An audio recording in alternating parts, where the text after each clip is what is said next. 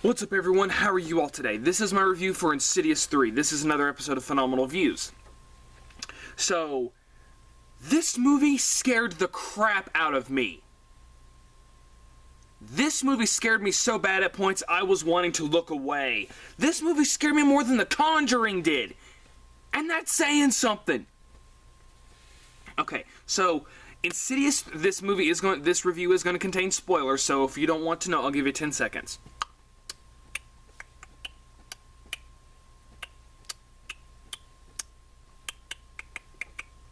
Okay, so Insidious 3 is about this girl, Quinn, who is living in an apartment with her dad, who has been dealing with the death of her mother, and who is basically responsible for her brother because they are down on their luck. You know, the dad can barely pay bills. They are down on their luck.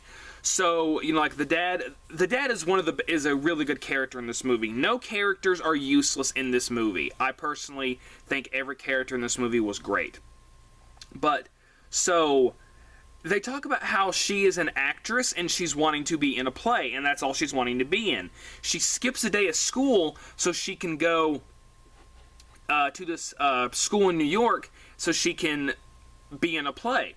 Now, earlier on in the film, she goes to see Elise, and Elise looks actually different. She's stuck in she's in her house. She just looks like one of those people that, like, she's been scared and she never wants to leave her house.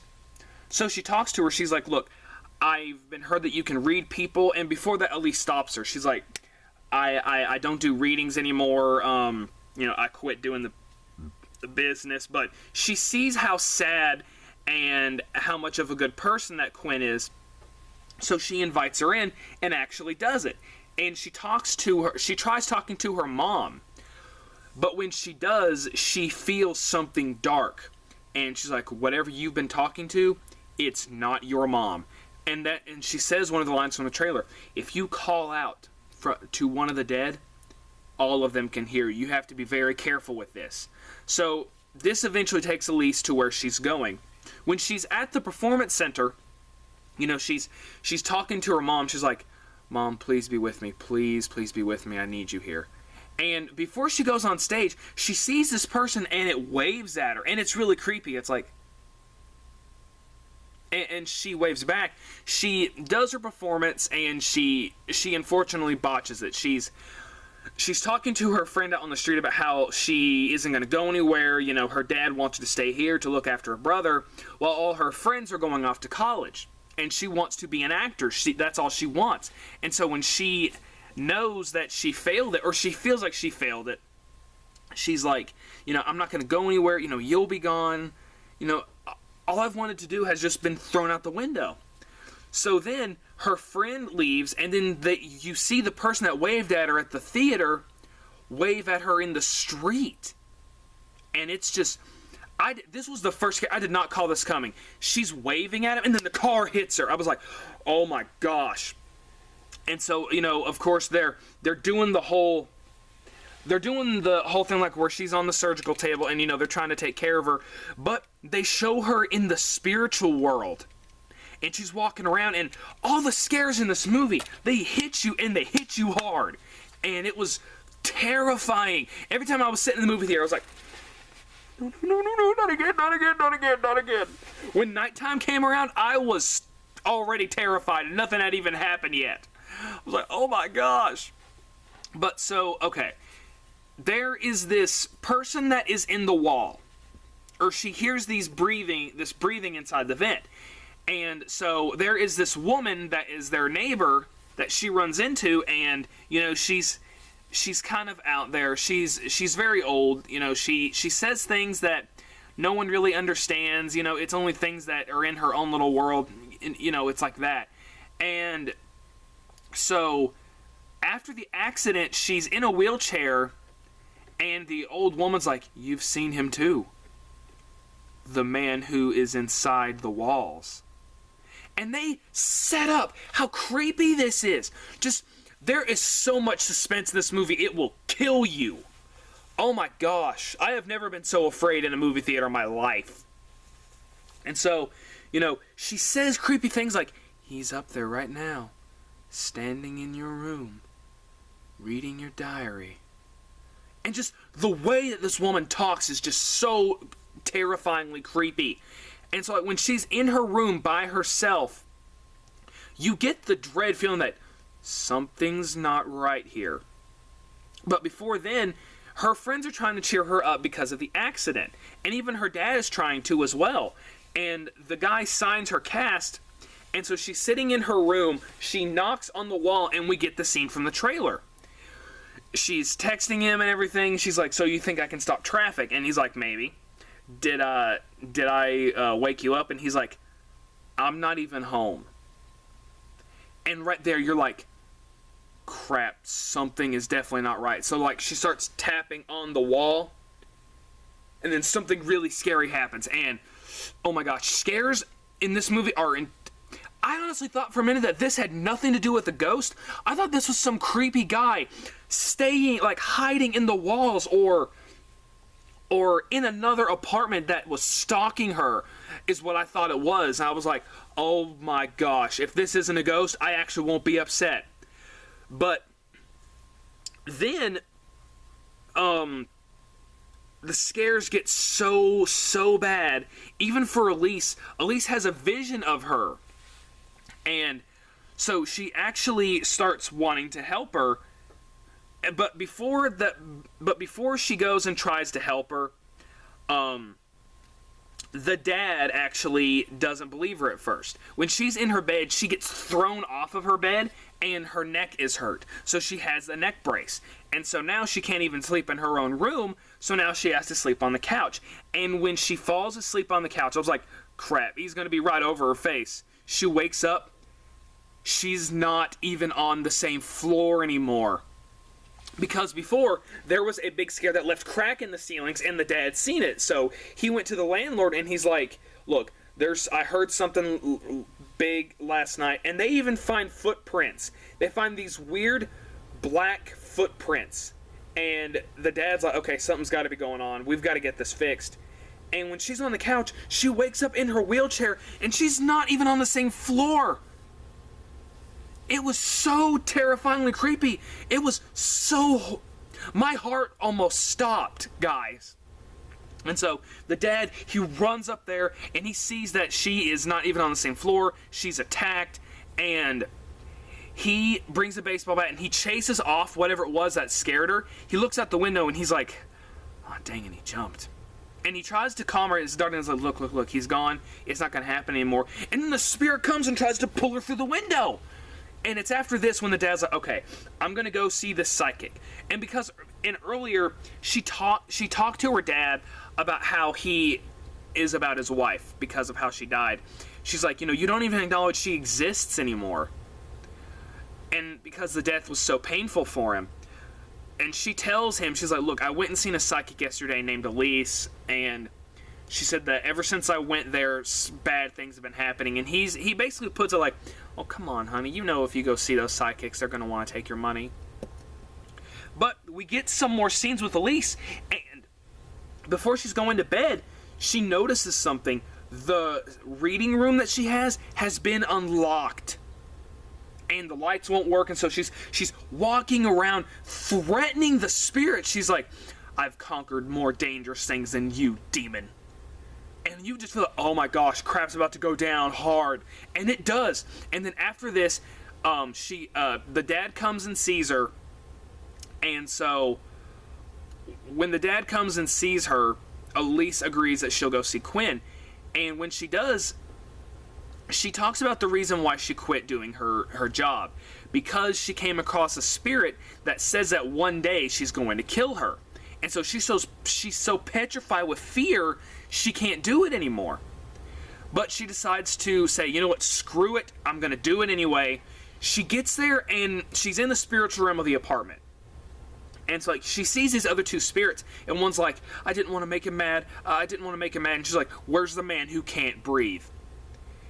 And she points to where he is, and then she comes across another woman who's sitting in a chair, like, I always wondered how my end would come. Or something like that. And the spirit is gone when she moves away from him. And it's the woman choking her. And Elise starts freaking out. And she's like, she wakes up. She's like, I'm sorry. I can't do this. she was there. There's other people that you're going to have to get to help you. I can't help you. I can't. And so earlier on in the film, when it was showing her brother, she was watching videos of these ghost guys who have their own website. So he's like, look, Dad, these guys are legit. We got to help her. If she's not going to help her, then these guys might. So they call the two, and it's the guys from the first Insidious movie.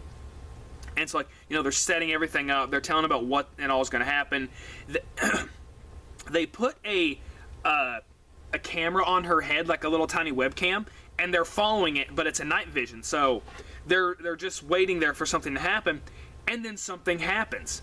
But now, earlier on, there was, there's a lot of scares, but one that was really weird, she was in her wheelchair this was when she was in the abandoned apartment, and she sees this thing walking without hands, without legs, without eyes, and without a mouth, and it scares her to death. And I was like, what the heck is this thing?